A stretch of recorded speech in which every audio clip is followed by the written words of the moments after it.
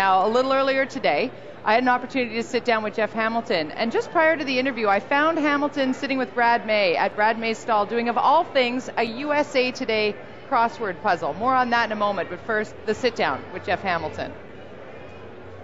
It's a hockey factory. Is it a hockey? Ohio. Ron Wilson went to my junior high school. I heard a rumor about that. Did you? Yeah, I did. But I grew up playing in Detroit. We played, my parents drove crazy miles when I was young, so we played in Detroit every weekend. So who was your idol? Stevie Eiserman. You think? Yeah. Pretty easy tap in there. Now, did you, obviously not a huge player by stature, we've addressed that before. I know Paul Henrik had some fun with you on the boards the other night during our game. It was just one of those things that you always had in the back of your mind, but it was never an issue for me. It was just kind of one of those things that everybody else said and something that I guess you had to deal with. Kind of a little bit of a departure for you from where you were earlier on in this season in Illinois. The call to the Maple Leafs. Tell us a little bit about that. I was pretty excited. I got a call, my agent got a call at 11 o'clock in the morning and said, you know, there's a slight possibility that if the right moves are made that, you know, we might sign you. And I said, you know, sure. So sure enough, 2:45 they called and that was it. They said, let's try to get it done. So it was, I was ecstatic, obviously, and you know, really excited. How have you found things so far with this hockey team, a young team, obviously rebuilding for the future? What do you see? I see a great locker room in there. It's, you know, as a new guy coming in, you never know what to expect, especially Toronto. It's pretty intimidating, but, you know, it was a great set of guys in there, and it was welcoming, you know, to see that right away, and it's a good group. Now, not many people know this about you, but you are a Yale man. Spent a number of years there. It was 5 years? Almost Yale graduate.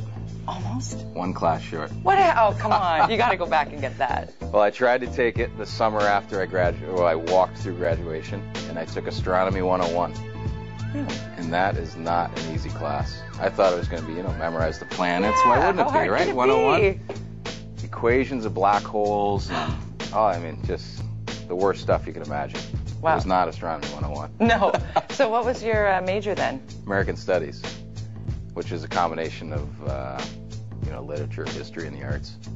Don't quiz me. You're way too smart to be a hockey player. Mind you, there are a lot of really scholarly types on this team. Are you surprised by that? Stepniak, right? Yeah. He's a bona fide Ivy League graduate. Yes. Jamal Mayers. Yeah, yeah. I know a lot of people have probably talked about the visor. Yeah. And I found it really interesting. It was a tell me something you don't know sort of topic for us. Explain it. The tinted visor? Yes, it's not a style thing, No, right? I wish I could say it was, but I came out of college and lost the mask right away and didn't wear a half shield and was pretty excited, you know, to get rid of the full face shield. And sure enough, got a stick in the eye and lost some vision and damaged my pupil, and that's why I wear the tinted visor. It helps with the bright lights and the glare in the rinks, so it's not a fashion statement by any means. It is a necessity. It's a necessity. Well, it's been great having you here, and we look forward to seeing much more of you on the ice. Thanks for stopping by. Anytime. Thank you. As we take a look at Jeff Hamilton's statistics so far with the Toronto Maple Leafs, 4 games, couple of assists, 14:40 in ice time. He's as nice as he is and as smart as he is. I have a little bone to pick with him because he dropped off the USA Today crossword puzzle that we had started at Brad May's stall earlier in the day, and we actually got quite into it, got a bunch of the words done. Then he left it there for me after the interview and just said, if you want to just finish that up for me, just wanted to let you know, Hammy, it's done. I finished it. Okay, time for items of note, brought to you by Bridgestone. Mark Morrow, you're up first. Bob and I don't know what a crossword is. Item of note number 1. With the trade of Nick Antropov at the deadline, Alexei Ponikarovsky lost his longtime line mate and teammate, but it hasn't seemed to have an effect on him as he has a 4-game point streak going with 2 goals and 3 assists since the deadline occurred last week. His next point, he will reach 200 points for his career as he has 91 goals and 108 assists. He has scored those points in 402 games as he recently reached the magical 400 game played mark last week versus Edmonton. Our second item of note is Vincent LeCavalier of the Tampa Bay Lightning. And here's a guy at 29 years old, is really just coming into his own.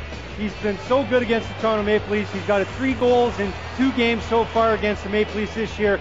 36 games all time, 38 points. So he's been a Leaf killer. Leafs got to keep him in check tonight if they want to win again. Item of note number 3. as the first overall pick, you can't help but compare Steve Stamkos to the guy you were just talking about, Vincent Lecavalier, to start his career. And if there's any doubters for this kid's future as a star in this league, you should know that he has surpassed his teammate in his stats for his first year. Lecavalier, in 82 games played as a rookie, scored 13 goals and 15 assists for 28 points. While we take a look at Steve Stamkos, who in only 64 games has 14 goals, 32 points, and he's even better on the plus-minus scale of things with just a little bit more of an average ice time.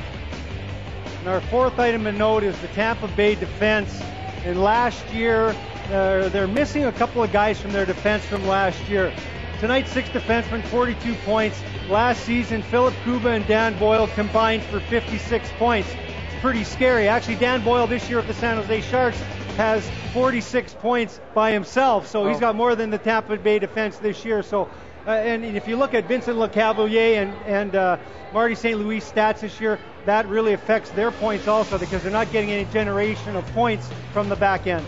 All right, we're going to take a quick break, and when we come back, a little game master for the guys. Let's find out who they think will win tonight and why. That's next.